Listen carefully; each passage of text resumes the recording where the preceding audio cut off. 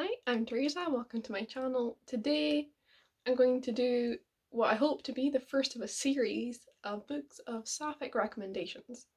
Sapphic just means a woman who's attracted to other women, so that's including lesbians, bi women, pan women, whatever. And also there are some non-binary people and such who will also use that label even if they are not women. But I just wanted to hype some of these titles because you always get the discourse on Twitter of there's no FF books, and there is, and I want people to know about them and to read them. And I'm a lesbian, so I want to hype them as well because so many of them have helped me, and I just want to read so many all the time. So because I've only started reading diversely or trying to making an effort with it maybe last year, and only kind of had the confidence to start reading queer books maybe last year, I really do not have an awful lot of recs, and I don't want to make just one recommendation video when I know I've not read nearly enough. So I thought it'd be fun instead just talk about every single one. So don't worry, that's not too many just yet, but I was hoping it could be a series where I could add on every time I've read a certain amount into a new episode of the series. So this first video is going to be all the books I've read up until this point that have a sapphic main character, whether or not they have a romance, though I think most of them do. And yeah, I'm just going to get started. So I'm going to go in order of reading them. So first up, I read this. This was the first book I read in 2019, and it's Daughter of the Burning City by Amanda Foody. This, I don't even know if I knew it was sapphic going into it. It is set in a carnival, and your main character is an illusion worker, and she creates this really lifelike illusions. And with that, she's created people, but they're all a bit not real people, if that makes sense. They've all got something about them that makes them very obviously not a real person, but they're tangible, they're always there, they act like real people. And one of them is murdered, and it's an illusion. How do you murder an illusion? And this begins a bit of a murder mystery. And it's just a cool setting, a cool magic system, and a bi main character. Her love interest is a man, and he's actually Arrow Ace spec. I can't remember the specifics. There's no labels used, I don't think, because it's fantasy. And you've also got a sapphic side character who I think is a lesbian, but it's been a while since I've read it, so I don't want to say that definitely. But it's just it's a good book, it's a fun book, and you've also just got that kind of casual representation as well. And I really enjoyed reading it. Next up is the Devouring Grey by Christine Lynn Herman. This is another one that I don't think I actually knew was sapphic until I was reading it. You've got several main characters who are all descended from the founders of their town, and they each have in their family some kind of magical power, and your kind of, I think, main character of these characters, most of them have point of views, is Violet, and she is bisexual. So there's your sapphic main character. And I don't want to talk too much about this one because I'm going to be reading the sequel probably next month, and I'll talk about both of them more in depth then when it's obviously fresh in my brain. But yes, this is another one that's very atmospheric, it's magical, it's woodsy, it's something really interesting to read with some very nice casual representation. Next up is The Abyss Surrounds Us by Emily Skrutsky.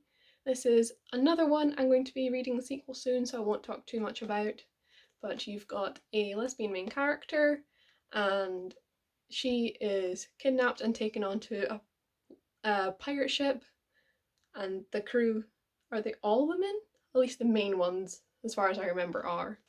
And it's kind of futuristic, and they've got these sea monsters, and she has to tame it, and it's just cute. And yes, I'll talk more about this after I read the sequel, as I've said, but this is another one I definitely recommend. The next book is one I've not got a physical copy of because I read on Kindle, and that is All Eyes on Us by Kit Frick. This is a thriller told from a dual perspective of two girls who are both being sent anonymous threatening text messages. And one of these main characters is a lesbian, and she has a girlfriend, and she's really being threatened because of her sexuality, because she's not out, because quite a homophobic community that she's in. So a trigger warning for that, and also for flashbacks to conversion therapy, though this is all in a little trigger warning at the start of the book, which I really, really loved and appreciated. And I really liked the thriller aspect, but I also really liked this lesbian main character. I can't remember her name because it was a while ago since I read it, but I just thought it's overall a very, very good book. Next up is a pretty popular FF book, and that is Crier's War by Nina Varela. This one is enemies to lovers. It's kind of fantastical, almost futuristic world, and your main characters are Crier and Ayla, and it's told in dual perspective. Crier is not human, she's made. This society has advanced into making these essentially robots, but they're very, very, very lifelike. And they have completely subjugated the human race. So there's that enemies to lovers aspect there, and Crier learning that so much of what she's been taught isn't right, because suddenly she has feelings for Ayla. And the sequel to this is coming out later this year, so I will be reading that, and I can talk even more about it with it fresh in my head then. But you've got that FF romance, and I think, I can't remember exactly sexuality wise, I think one would be a lesbian, one would be bi or pan.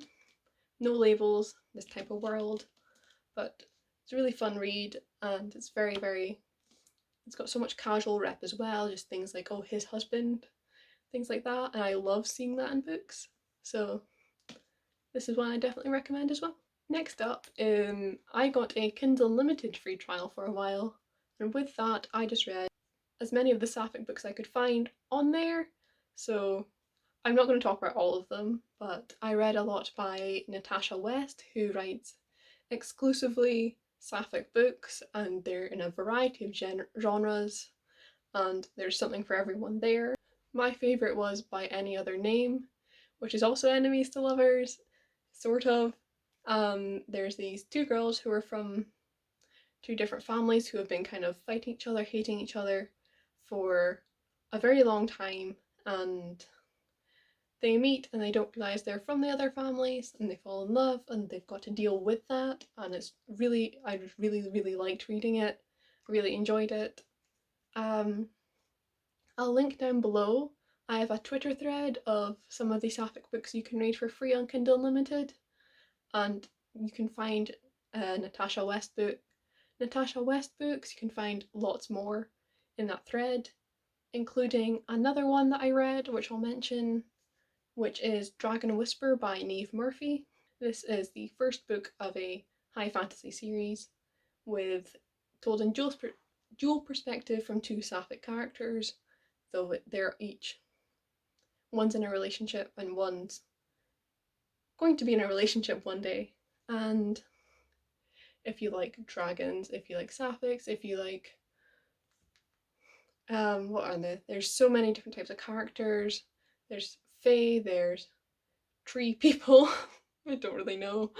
There's warriors, there's so many different types of characters, and this one was really fun to read as well. And it's free, and the author has so many other books across a variety of genres, all with sapphic main characters, all available for free. So that's definitely another one to check out. Finally, on to my most recent one, which is Queen of Coin and Whispers by Helen Corcoran. I read an advanced copy of this. It doesn't release until next month, I think the 1st of June, but I definitely recommend this. This is fantasy, but you've not got those like magical elements, it's just a different world. And you have got a queen called Leah who's ascending the throne, very, very young, and it's a corrupt throne. She's trying to root out that corruption and take down this one man called Vigrante. And then you've got Xenia, who Julia takes on as her spy master because Vigrante killed Xenia's dad and she's already trying to take him down. And it's just this slow burn romance between the two of them. They're both lesbians, there's so much pining. Xenia is demisexual as well, though there's no labels in the book, but the author has always advertised it that way from the beginning. And I really, really enjoyed this book, and I definitely recommend it to anyone looking for a sapphic book with a slow burn, and but also lots of political intrigue and other things in the plot.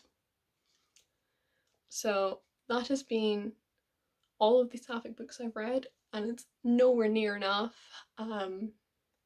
It's definitely something I want to read more of because I just didn't let myself read queer books for such a long time, and then I felt I had to catch up on kind of the most popular ones, and most of these, they're not sapphic, and it's just something I'm really trying to read more of this year. I have so many on my TBR, so many I really want to get to, so many friends that recommend them, and yes, I can't believe people still say there are no FF books because my TBR is overwhelmed with the amount of sapphic books on it.